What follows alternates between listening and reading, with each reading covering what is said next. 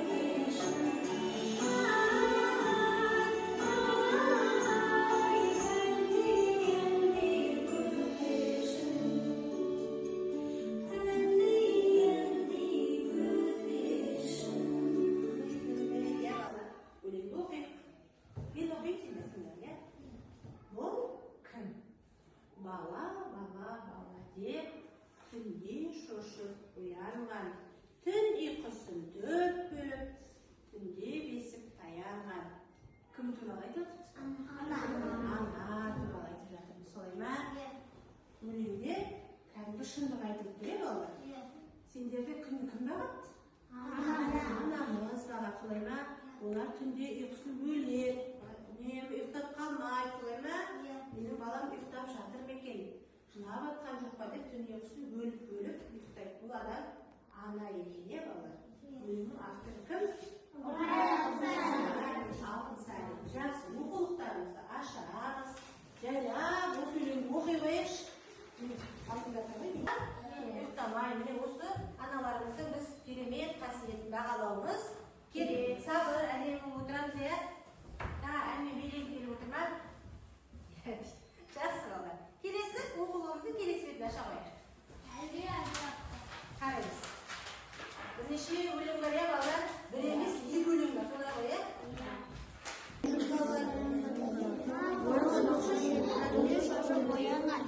ұйқысын төрт бөліп, түнде бесік таянған. Бала, бала, бала деп, түнде шошып оянған. Бала, бала, түнде үстін төрт бөліп, түнде бесік таянған. Бала, бала, түнде шошып оянған. Түнде бесік таянған. Бала, бала, түнде шоша боянған, түн ұйқысын төрт бөліп, түнде бесік таянған. Бала деп оқимыз. Бала, бала, бала деп, түнде шоша боянған, түн ұйқысын төрт бөліп, түнде шоша таянған. Түнде бесік Таянған. кім туралы айтып жатырмыз, Мержан? Ада. Кім туралы айттық? Біз Біз ада туралы айттық. жарайсыз. Келеді. Бала деп, түнде шоша боянған, түн ұйқысын төрт бөліп, түнде бесік таянған. Деп, түнде шоша боянған, түн ұйқысын төрт бөліп, түнде бесік таянған. Бала, бала, бала деп, түнде шошып боянған.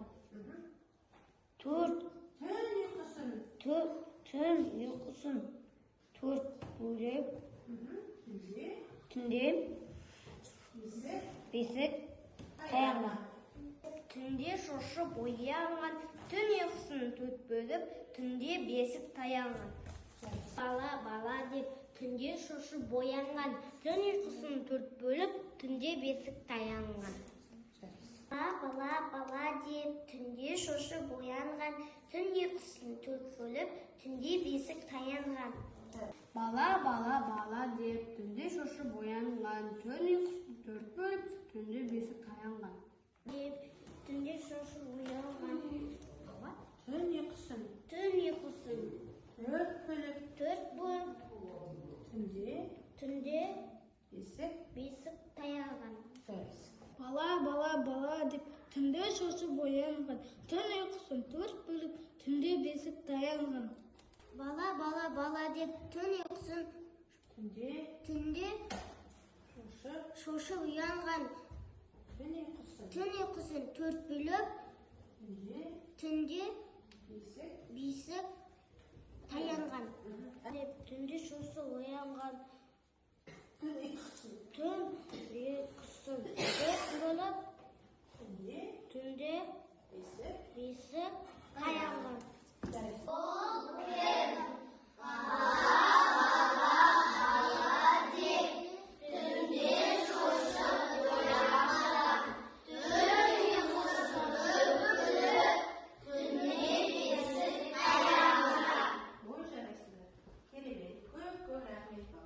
Жақсы, енді балалар, осы тақырыпқа байланысты біз істейміз.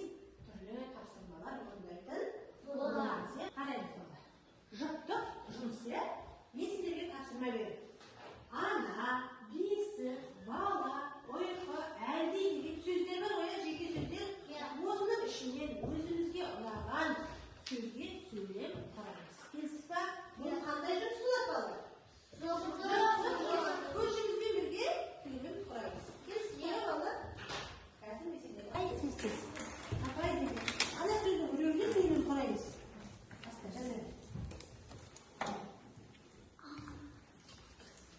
Апаймен жұмыс.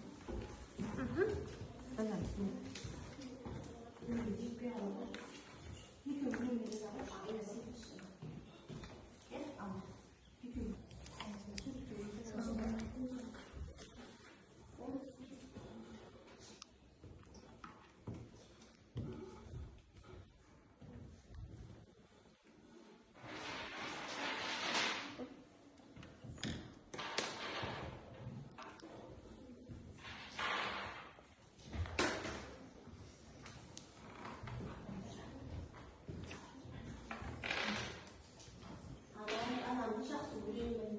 Тағы не? Бала.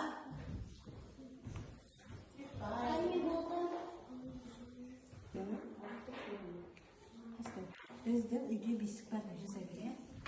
Әскәне. Жаза ғой, жарайсыңдар. Жазасыңдар ма? Менің анам бар. Мен анамды жақсы көремін. Ана, бала, бесік. Бесікке бөбе ұйықтайды. Бесікке бала ұйықтайды. Бесікке бала ұйықтайды. Менің анам бар. Менің інім бар. Жақсы.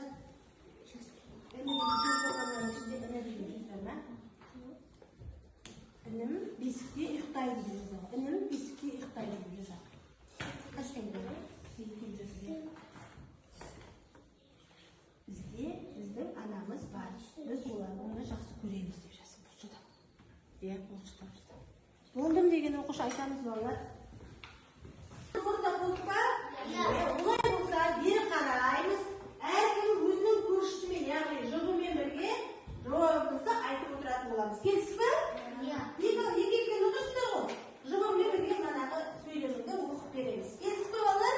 Ал жарайды, жақсы. Сабыр бастайық. Менің анам бар, менің інім ұйықтайды. Жарайсың. Ержан, көрсет, қолымен ұстап көрсет.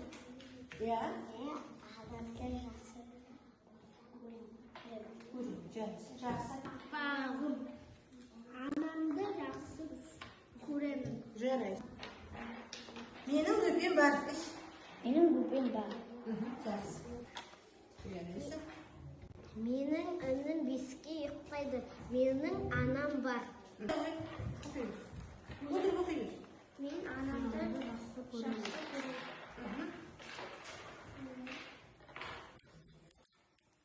Анамды жақсы көремін. Анамды жақсы көремін. Жарайсың. Анам бар. Жарайсың, жақсы. Менің анам бар. Менің анам бар. анамды жақсы. Анамды жақсы көремін. Жарайсың, жақсы. Бар, Бар. бесікке. Бесікке Кім ұйықтайды? Бала.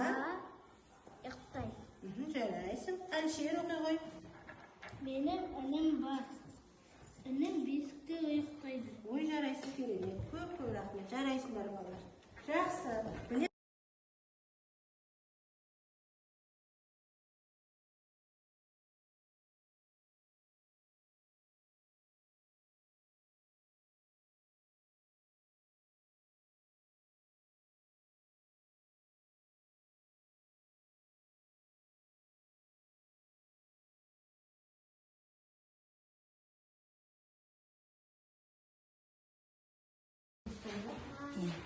Олай болса балалар, оқулығымыздағы әлди аппағым атты өлеңді ашып қараймыз. Түсінікті ме? Бар ма бірнеше өлең бар ғой балалар? Әлди аппақ. Тыңдаймыз балалар, мұқият. Әлди аппағым, тойдың жүні қалпағым. Жұртқа жаман болса да, өзім сүйген аппағым. Әлди шырағым, көлге біткен құрағым. Жапанға біткен терегім, жаман күнде керегім. Қалқан менің қайда екен, асқар тауды екен. Онда неғып жүр екен, алма теріп жүр екен.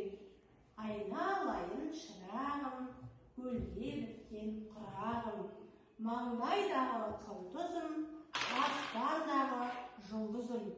Әлди балам, ақ бала. Мен не оқыдым балалар? Өлең, бесік жыр, солай ма? Бесік жырын кім айтады балалар? Анамыз айтады. Әжелеріміз айтады. Апаларымыз айтады. Бесікті тербетіп, баланы бағы отырып айтады. Ал сендердің өздерінің араларында бесік жырын білетіндерің бар ма? Кітаптардан басқаша. Білесің бе? Аллахын айта қойшы. Айналайын шырағым, көлге біткен құрағым. Жағамдағы құндызым, аспандағы жұлдызым. Әлди балам, әлди-ай. Ой, керемет білем, жарайсыңдар. Қайсымыз білеміз? Әлшер білесің бе? Білетмедің ғой? Айтып қарашы. Айтамын. Тыңдаймыз? Әлди.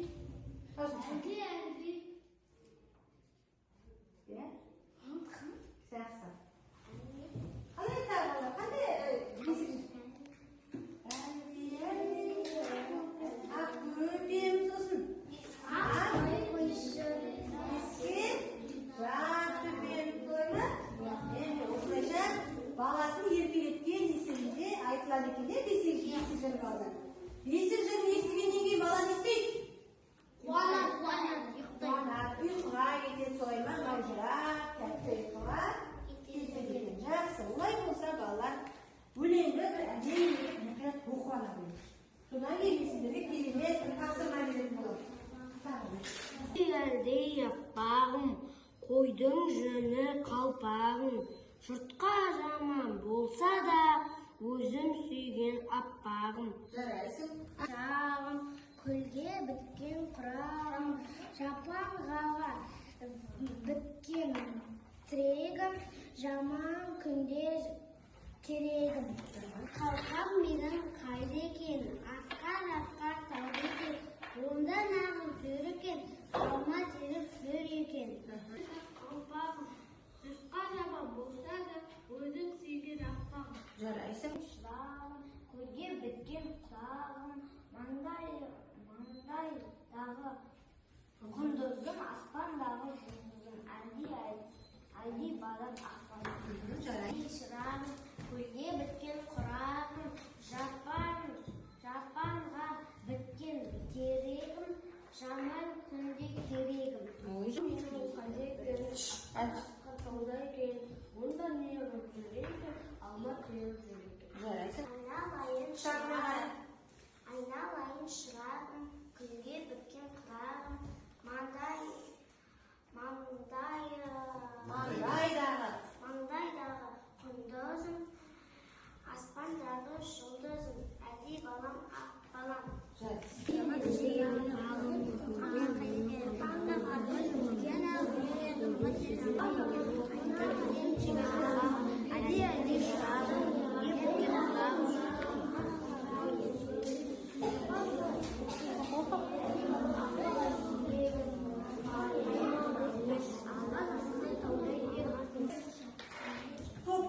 Жұмыс жасаймыз. Топ болып. Міне мынау бірінші топ, екінші топ, үшінші топ болып бөліне қоямыз. Осы тұрған үйімізде мен сендерге мынандай тапсырма беремін. Өлеңді құрастыр. Алдымызда біздің мынандай өлеңнің сөздері бар. Шатысы бар. Келе қойып бәрі қарай. Өлең құрастыра қойыңыздар. Ал, қолдамдатып. Екінші топ келе қойып бәрі. Өлең шумағын құрастырın. Шатысы тұр. Келсеңдер деген жоқ. Мына аналар қошып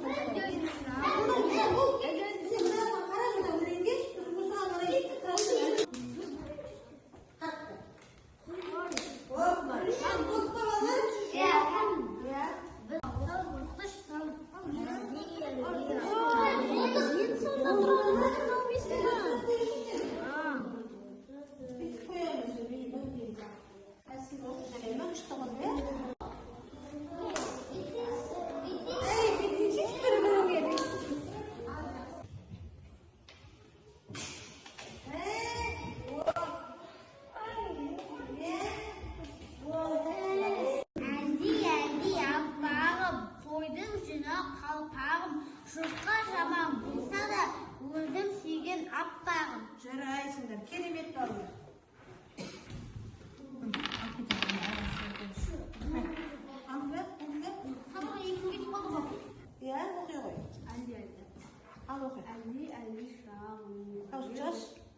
Әлди шырағым, көлге біткен құрағым, жапанға біткен тірегім, жаман күнде керегім. Қандай өлең?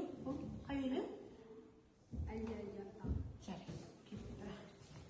Сендерге де бағалы өлең береді. Міне, әрқайсыңа топтың өлең тұрады.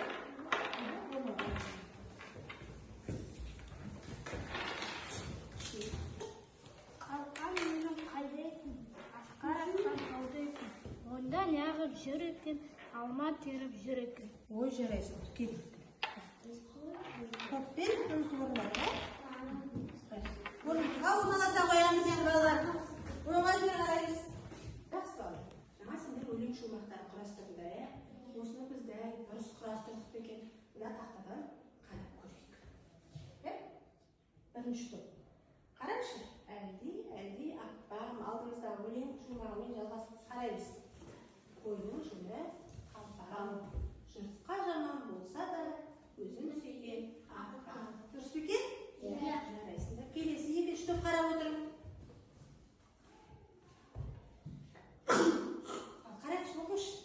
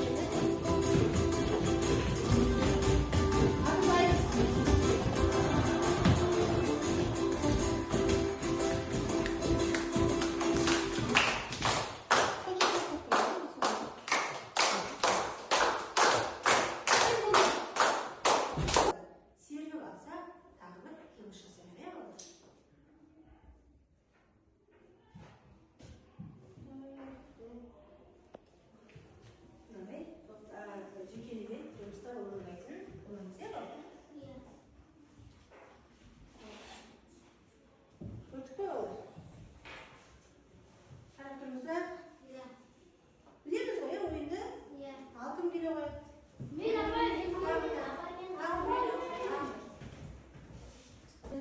Ал бастайық. Қайламаймыз. Шілдехана. Қайсысы шілдехана? Сол шілдехана ма? Кішкентай бөпе, иә? Шілдехана. Солай ма? Шілдеханаға бөпені алып келеді. Қырқынан шығарғанда не істейді деді? Иә, бастайық.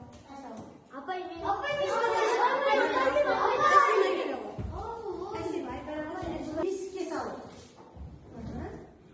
Дұрыс па балалар? Ақерке кетші. Сол кесін.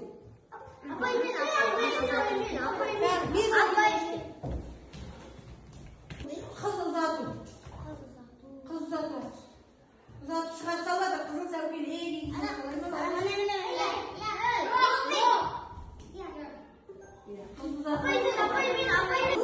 Той етілді. Үйлені той. Дұрыс екен, е балалар?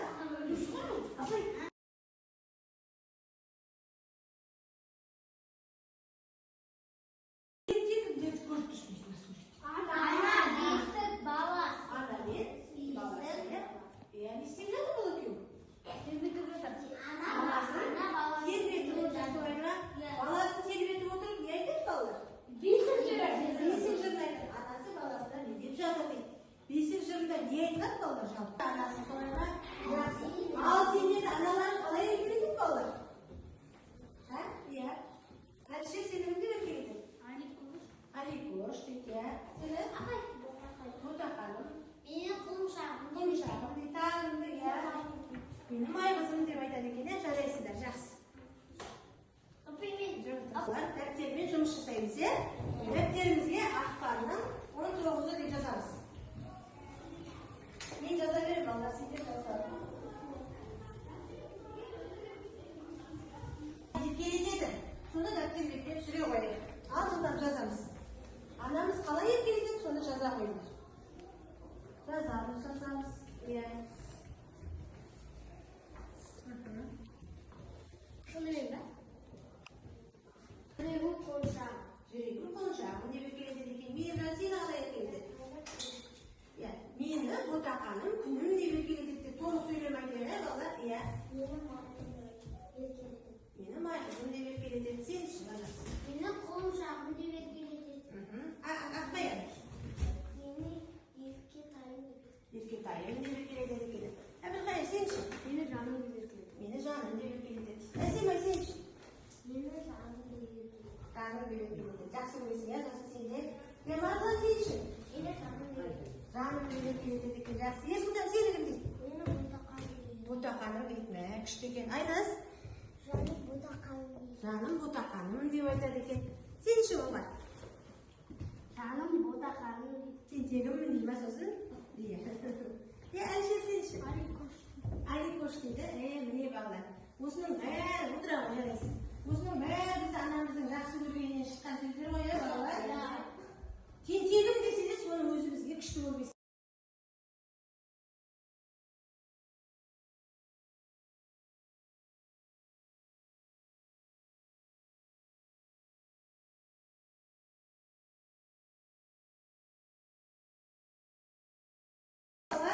Бүгінгі сабақты еске түсірейік. Сабақта не өттік?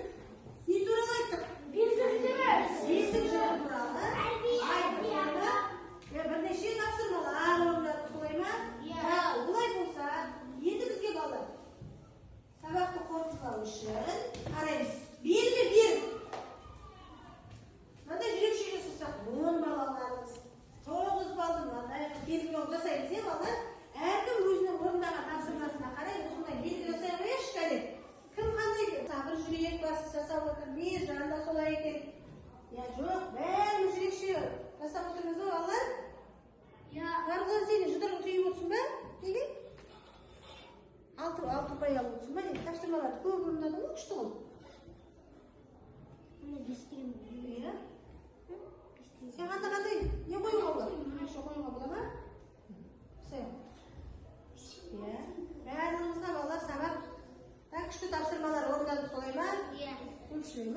ұпай алдық деген сөз. Солай ма базар? Иә.